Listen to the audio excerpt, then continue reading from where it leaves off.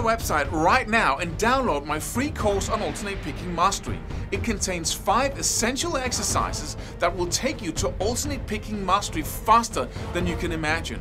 And then I've included my method of how to lay out a practice plan in just 1 to 2 minutes that will absolutely boost your results like nothing you ever tried before. So go download it right now. It's free.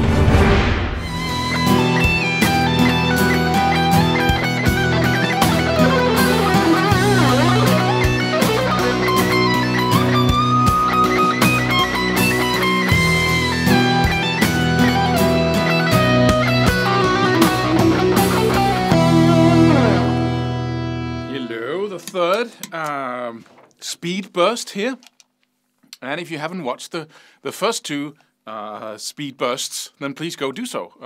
Previous videos. It's really simple, but it's something I still use a lot, and I remember practicing it. And again, it's really simple, and this is the power of it. These ideas here is that they're simple, so you don't have to learn all kinds of complex things in order to be able to break through to that place where you can play. It sounds like this, and it has a little variation to it, which involves a string shift.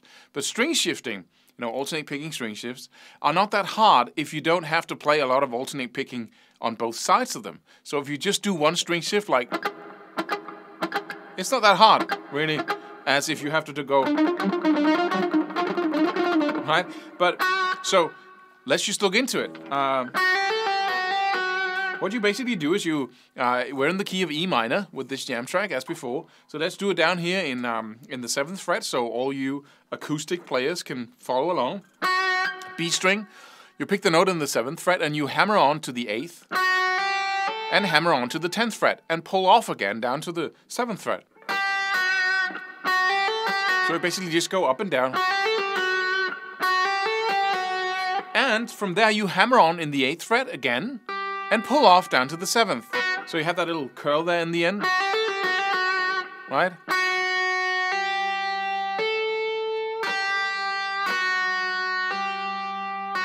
So 7, 8, 10, 7, 8, 7, and then 8, 7 again. And everything's hammered on and pulled off, except for the last note. And then you can start, messing around with it. You can let that last note hang a little.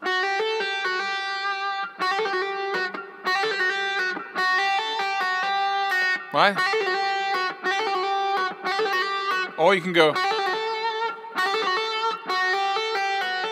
just hammer on a different note out of the 3 in order to end it.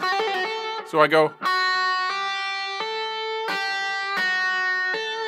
right? And then you can slide the last note. So you go,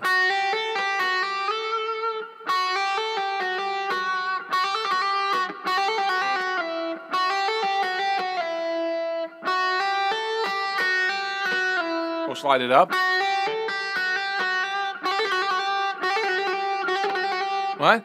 And the cool thing about this is that if you practice it enough, you can do that so fast. It's just because it's hammer-ons and pull-off. So it can be at right? Instead of playing, you play, right? Or you play,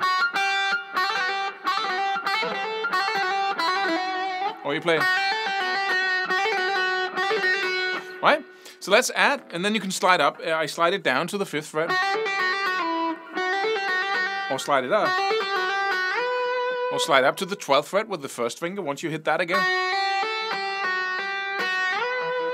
And you have to do all these experiments in order for you to actually integrate it into your playing and for you to be able to use it in different contexts. And you can end the little thing on your 2nd finger, so you go and just end it there instead of pulling off down to the 7th again. You can go, slide it up to the 12th, or slide it down to the 5th.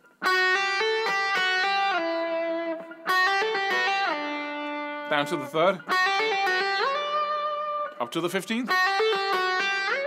Right? Or you can go all the way down and pull off down to the 1st finger again, and then slide.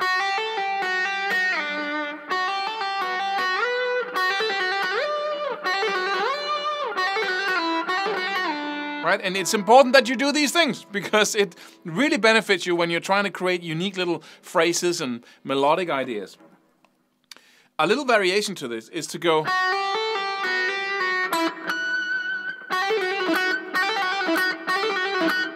And I do an inside string shift there. I use the note on the G string in the 9th fret. So I go to another string. I basically play the same thing of... But then I simply hit the last 2 notes of the 9th fret on the G string with an upstroke, and then a downstroke in the 7th fret on the B string. The same note again.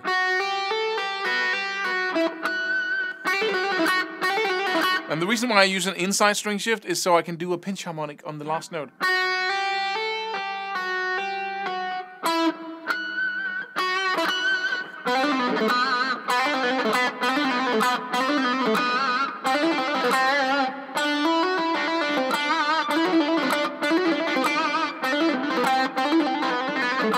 Right? Let me just play that slowly.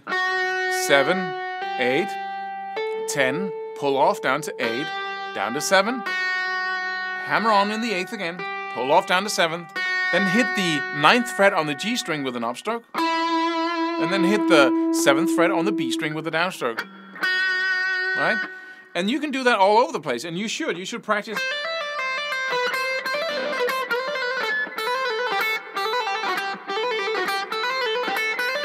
From the E string, right? And you can even tie that together and create a horizontal sequence. So you go,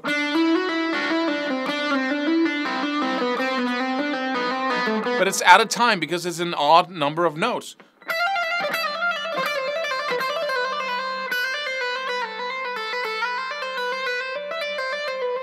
Right? So you can just do it on one string. Once you're done doing that, you just move to another position, play it again. It's going to be... Right? But it's really cool when you want to do these out-of-time runs. Right?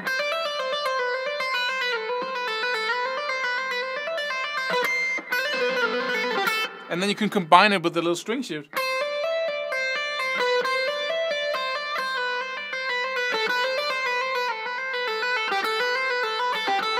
You can also loop it, so you go, let's just take it back to the first place again, so you go.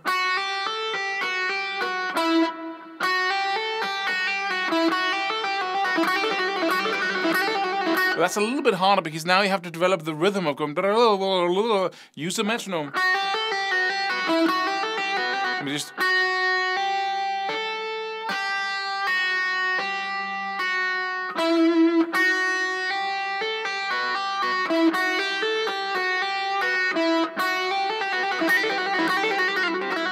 So, for instance, you could go...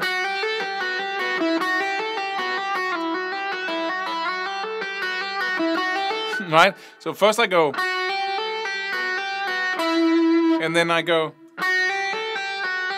And then move position instead of doing the string shift and going down to... Then moving up and starting over.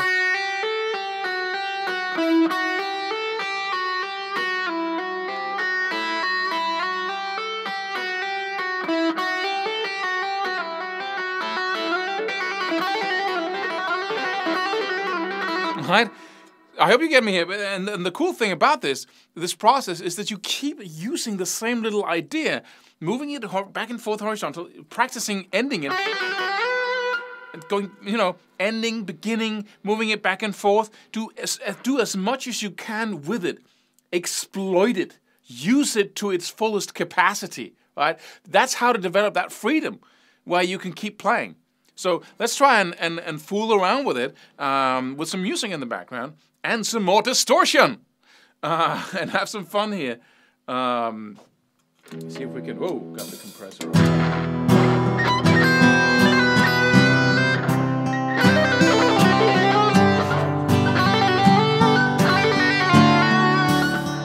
Going good. Well.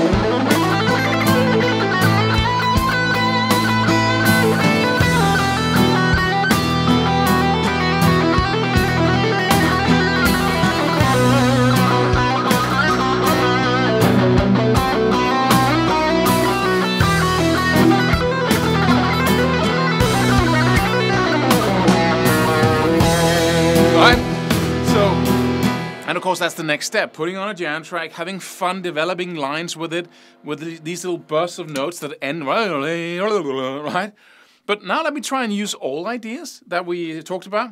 Let me see if I can remember the first one. It was the 6th note.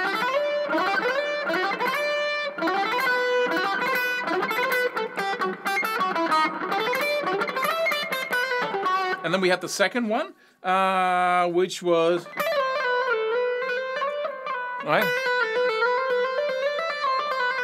Right? And then our last one here. So let me just have some fun, and then I'll leave you to your practice so you can do this yourself.